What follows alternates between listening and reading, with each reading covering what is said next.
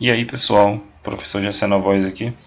A gente está estudando aí as outras unidades de concentração. A gente viu o ppm na última aula, que é a concentração, certo? Para valores muito pequenos, e a gente dimensiona em miligramas por quilogramas ou miligramas por litro, tá? E aí eu vou ter um número pela qual eu vou observar ele de forma mais simples do que o normal em alguma situação. A gente também tem a fração molar em quantidade de matéria, representada por X, tá? E a fração, né, ela relaciona a quantidade de matéria do soluto ou solvente em quantidade de matéria da solução, tá? A quantidade de matéria é número de mols, certo?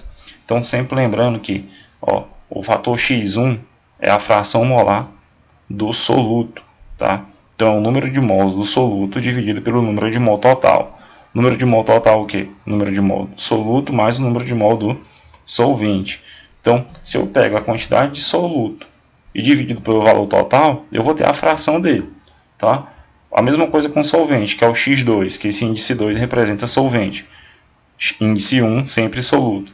Eu pegando a quantidade de mols do meu solvente dividido pela quantidade total da solução, eu vou ter apenas a fração de solvente, tranquilo? Então eu quero lembrar para vocês apenas que esse Nzinho aí é o número de mols, e ele pode ser representado dessa forma, calculado.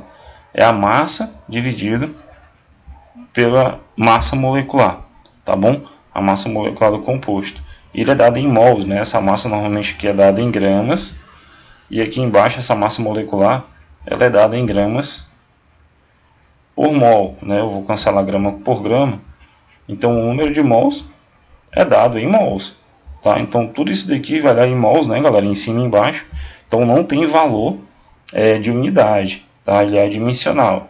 Então o X é a fração, chamada de fração molar do soluto, e também aqui o X2 é a fração molar do solvente. Esse N aqui com índice 1 ou índice 2 é o número de mol do soluto, o índice 2, número de mol do solvente. Isso é fração molar, tá? Dentro de uma solução, a fração molar do soluto mais a fração molar do solvente tem que ser igual a 1, sempre, tá? Porque esse 1, ele representa o 100%, tá bom? Se você quiser esse valor aqui, né, ele vai sair um número entre 0 e 1, né? Ele não vai ser um total. Por exemplo, sair 0,8, você multiplicar por 100, aí você teria o que? 80% de soluto, 20% de soluto. Basta você multiplicar, tá? Por 100, que você vai ter aí o valor em porcentagem, tá bom? O valor em porcentagem, você multiplica aí o valor de x1, deixa eu colocar aqui, ó, o valor em porcentagem, você multiplica o valor de x1 por 100, e você tem esse valor em porcentagem se você quiser. Mas nunca se esqueça disso, ó, se você somar x1 com x2, sempre tem que ser 1, que representa 100%. A próxima unidade é a molaridade. Nunca confunda com molaridade. Molaridade é representada pela letra W, tá? Molaridade é representada por aquele M. Então ela relaciona a quantidade de soluto com a massa do solvente em quilogramas, tá? Então eu tenho o número de mols dividido pela massa do solvente, tá bom? E essa massa do solvente ela é dada em quilogramas. Esse é o diferencial da molaridade. Então, normalmente, tá? Aqui eu tenho a quantidade de mols do soluto e aqui a massa do solvente em quilogramas. Então, é bem interessante que a gente pode também olhar essa molaridade dessa forma aqui, ó. Tá? Aqui é número de mols, né? A gente viu que o número de mols é massa dividido pela massa molecular, galera.